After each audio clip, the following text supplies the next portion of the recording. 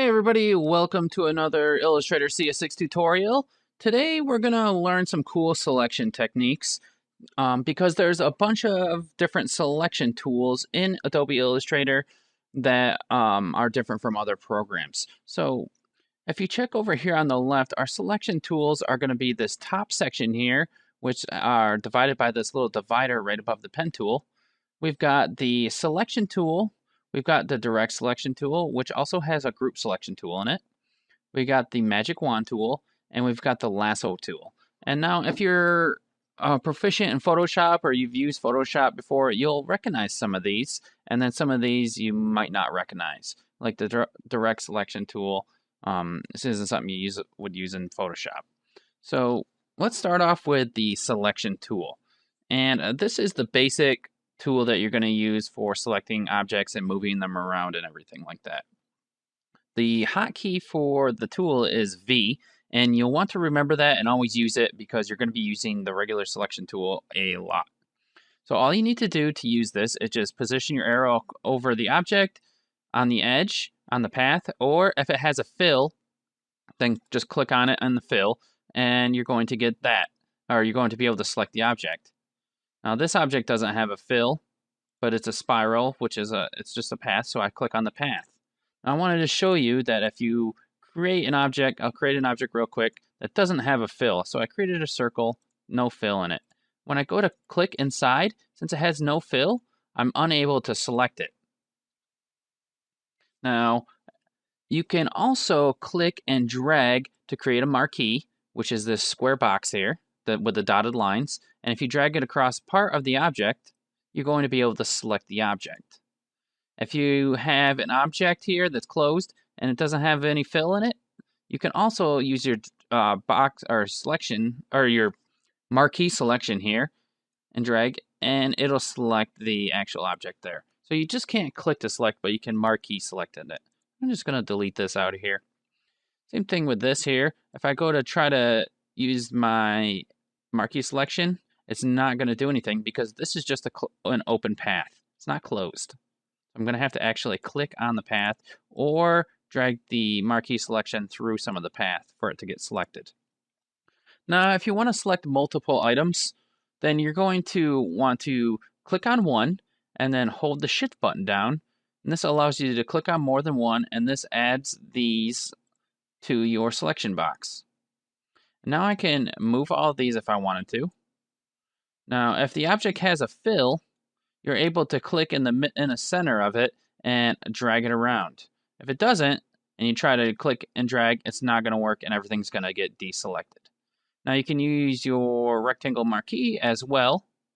You can select over everything, or you can just select through everything, and it'll select all of the paths that were involved. So those are some tips. And another cool thing that I like with the selection tool is if you select something, then you hold Alt and click and drag, it's going to make a duplicate for you. So I thought that was really neat, and that's a pretty good time saver. The next thing that we've got is the direct selection tool. And with the direct selection tool here, the white arrow on the toolbar here, you're able to select the individual points and the segments of your paths. So the direct selection tool has the hotkey of A. So when I click on this object here, we're going to be able to see these points. I can click on the path, and I'm able to just drag it around. That's my segment. Or if I go ahead and zoom in, we can see that there's some points here. I can edit these points. There we go. And move them around to modify the actual object. There's also handles on here that I can drag to also modify the object. And I'll go over those later on.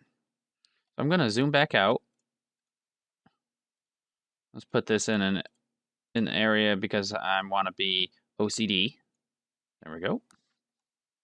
So that's about the direct selection tool. Now the same principles that were used with the selection tool can be used on the direct selection tool. So let me select this object here.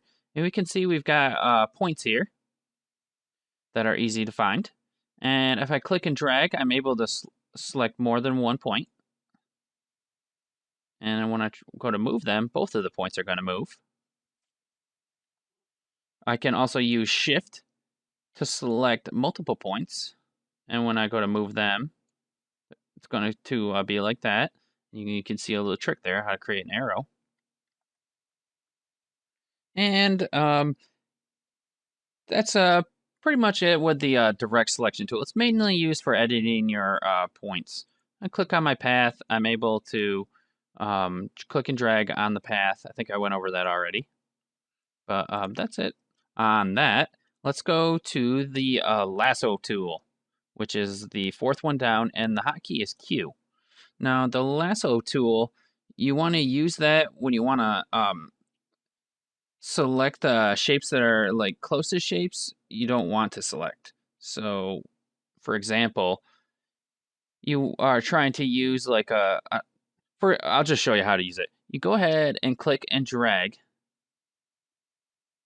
Oops, I went through the actual path. There we go.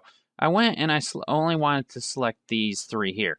So I use my lasso tool to only select that area. There we go. So hopefully you can see like the use for the lasso tool. You need to pretty much close your shape, but let me try this going on here. And I pretty much just went around the shape, or went through these shapes here, and I was still able to select these without actually closing my shape, as you can see.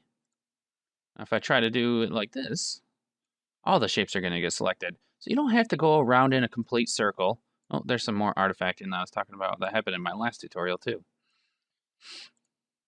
All right, so that's those. You can select single or multiple objects using the lasso tool. When you hold the Shift key, it adds line segments and fills them. So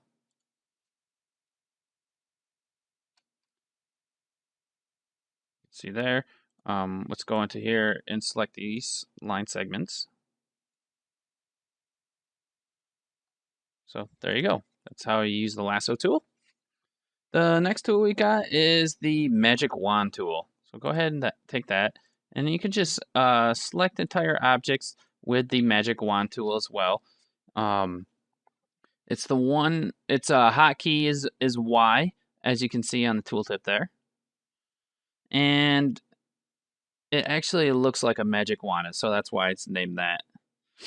You don't have to drag things to select with the magic wand tool. So that's what's good about it. It creates a selection based on the shifts and brightnesses within the image.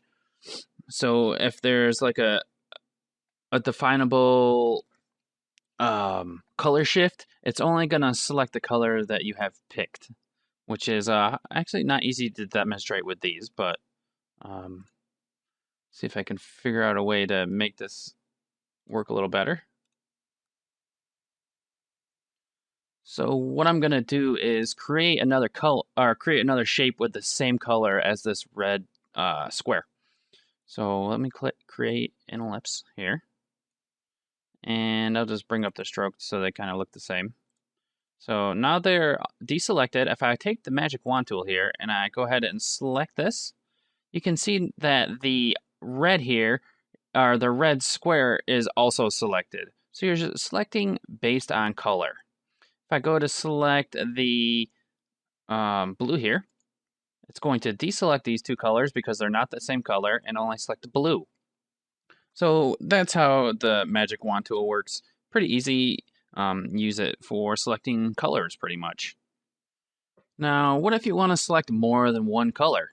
Well, all you got to do is hold down Shift when you're selecting, and you can see a little plus sign there.